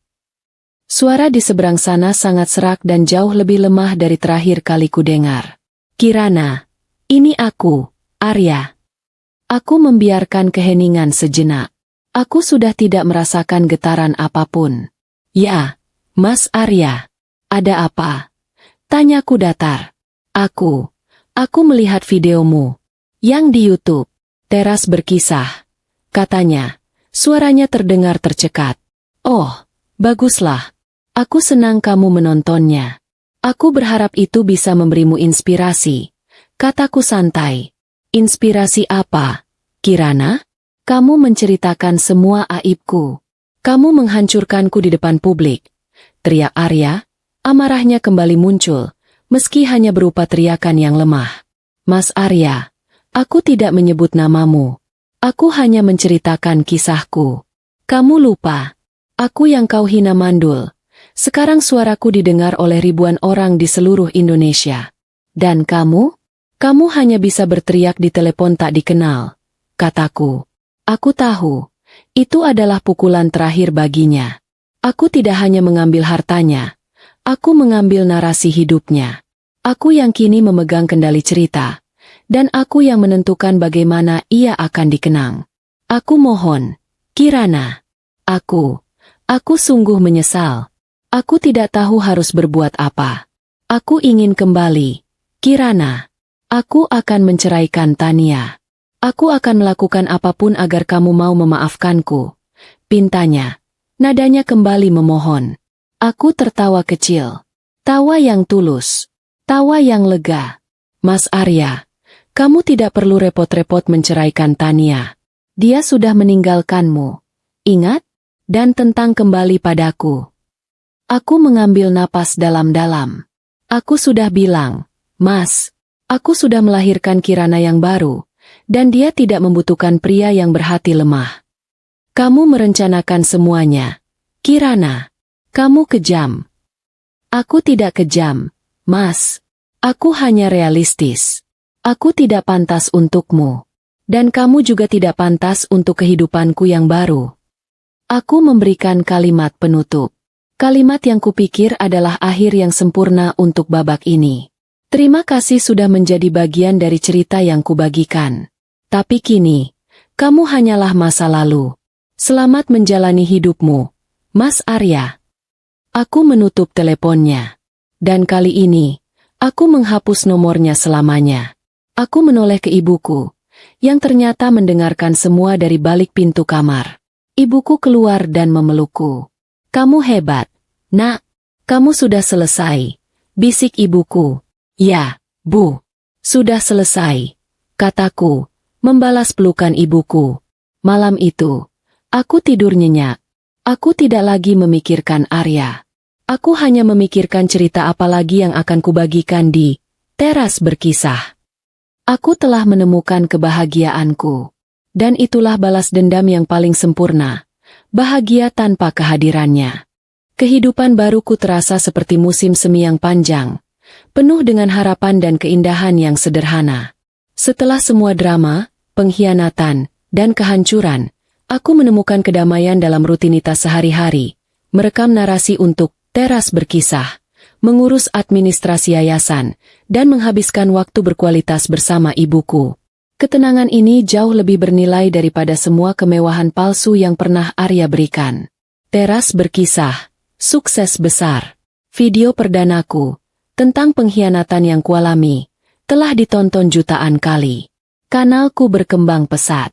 Para penonton, terutama wanita parubaya, menganggap suaraku sebagai suara sahabat yang bijaksana. Aku sering menerima email panjang dari para wanita yang terinspirasi oleh ceritaku, yang akhirnya berani mengajukan cerai, atau berani menuntut hak mereka dari suami yang tidak adil. Aku merasa, inilah tujuan hidupku yang sebenarnya, menggunakan aib masa laluku untuk membantu orang lain menemukan keberanian. Aku tidak pernah lagi menoleh ke belakang, tetapi kabar tentang Arya sesekali pasti tersiar. Aku mendengar, Arya kembali ke kampung halamannya. Ia mencoba memulai bisnis kecil, namun ia tidak memiliki modal, reputasi, atau koneksi. Kehidupan keras yang ia tinggalkan selama puluhan tahun telah menunggunya. Ia, si mantan direktur utama yang gagah, kini hanyalah pria parubaya yang gagal dan tanpa uang. Ia harus menelan harga dirinya, bekerja serabutan, dan hidup dalam kesulitan yang ekstrim. Tania, setelah meninggalkan Arya, ia mencoba kembali pada kehidupan lamanya, tetapi tanpa uang Arya, ia tidak lagi memiliki daya tarik. Ia harus bekerja keras untuk menghidupi ketiga anaknya. Ia harus menerima kenyataan bahwa status sosialnya telah runtuh total. Sungguh ironis. Mereka berdua yang dulu sangat sombong dan saling mencintai karena uang, kini hidup terpisah, dihukum oleh kemiskinan dan penyesalan yang mendalam. Aku tidak pernah mengirim uang kepada mereka. Aku memilih untuk menyalurkan kebaikanku kepada orang lain. Aku fokus pada yayasanku. Aku fokus pada proyek-proyek sosialku. Aku tahu, penderitaan yang mereka alami adalah hasil dari tindakan mereka sendiri, dan aku tidak berhak mencampuri karma mereka. Setahun berlalu, aku merayakan ulang tahun ke-31ku dengan cara yang sangat berbeda. Bukan di ballroom mewah, melainkan di rumah kecil yang baru saja kubeli untukku dan ibuku. Rumah itu sederhana, dengan halaman yang asri. Hanya ada aku, ibuku, dan beberapa sahabatku yang tulus. Kami tertawa, makan kue, dan saling berbagi cerita. Aku merasa, di usia 31 tahun ini, aku jauh lebih bahagia daripada saat aku berusia 30 tahun. Ibuku menatapku. Matanya berkaca-kaca. Dulu, ibu sangat khawatir. Nak, ibu takut kamu tidak bisa bangkit. Bisik ibuku. Aku bangkit, Bu. Karena aku tahu, aku punya ibu. Dan aku punya kisah untuk diceritakan. Jawabku, memegang tangannya. Dan sekarang, apa rencanamu ke depan, Kirana? Aku tersenyum misterius. Aku berjalan ke meja makan, dan mengambil sebuah amplop kecil berwarna putih. Aku punya kejutan kecil, Bu, kataku, menyerahkan amplop itu kepada ibuku. Ibuku membukanya. Di dalamnya, ada sebuah foto kecil, hasil USG. Wajah ibuku langsung pucat, lalu perlahan berubah menjadi senyum lebar yang penuh haru. Kirana, kamu? Ya, Bu, kataku. Air mataku akhirnya menetes. Air mata bahagia yang sangat tulus. Aku tidak mandul. Aku sudah mengunjungi Dokter Anita lagi, dan aku sudah menemukan seorang pria yang tulus, yang menerima masa laluku, dan yang bahagia dengan kehidupanku yang sederhana. Tuhan memberiku hadiah yang sesungguhnya. Itu adalah momen yang sempurna. Aku tidak hanya mendapatkan kembali harga diriku, tapi aku juga mendapatkan karunia yang selama ini kuimpikan. Aku tahu, jika Arya mendengar ini, ia pasti akan hancur lebur. Pria yang menghinaku mandul, kini harus hidup miskin dan sendirian, sementara wanita yang ia ceraikan justru memulai kehidupan baru yang bahagia, sehat, dan akan memiliki anak. Aku tidak perlu berteriak. Aku tidak perlu membalas. Kehidupanku yang bahagia adalah balas dendam yang paling mematikan. Aku melihat foto USG itu, tersenyum. Aku tahu, anakku ini akan lahir di tengah keluarga yang penuh cinta dan kejujuran, bukan di tengah kemewahan dan kepalsuan. Aku duduk di kursi kerjaku, membuka laptop, dan menulis naskah untuk video, Teras Berkisah, selanjutnya. Aku ingin menceritakan tentang harapan, tentang karma, dan tentang keajaiban setelah kita berani melepaskan ikatan yang menyakitkan. Aku menutup naskah itu dengan sebuah pesan. Kepada semua wanita yang pernah merasa diinjak-injak, ingatlah, kalian tidak lemah. Kalian hanya sedang menanti waktu yang tepat untuk menunjukkan kekuatan kalian. Jangan takut untuk menutup buku lama, karena babak baru yang menanti kalian pasti jauh lebih indah. Kebebasan kalian adalah kebahagiaan kalian yang sesungguhnya. Dan kebahagiaan itu tidak bisa dibeli oleh siapapun. Aku memejamkan mata, membiarkan diriku merasakan kedamaian ini. Arya sudah menjadi bagian dari masa lalu yang tak lagi kuingat. Aku telah memenangkan segalanya. Harga diri, kebahagiaan, dan yang terpenting, diriku sendiri. Tiras kisahnya sudah selesai. Dan aku hidup bahagia selamanya.